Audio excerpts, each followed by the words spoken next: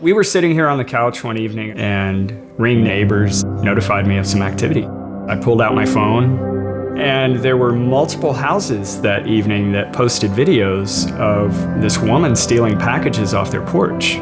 To have someone just walk right up to your house and take something, to put a face to that action and to actually see that occur, gave us the ability to do something about it. Immediately, our fellow neighbors started to comment, "This is the same lady that just hit our house a couple hours ago," and then it kind of took off from there.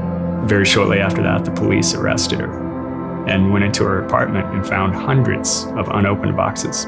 Coming up at 6, a woman caught on video seen several times in front of Dallas homes stealing packages was actually turned in by her own neighbors. This is the first thing we ask for. Do you have any video coverage of this?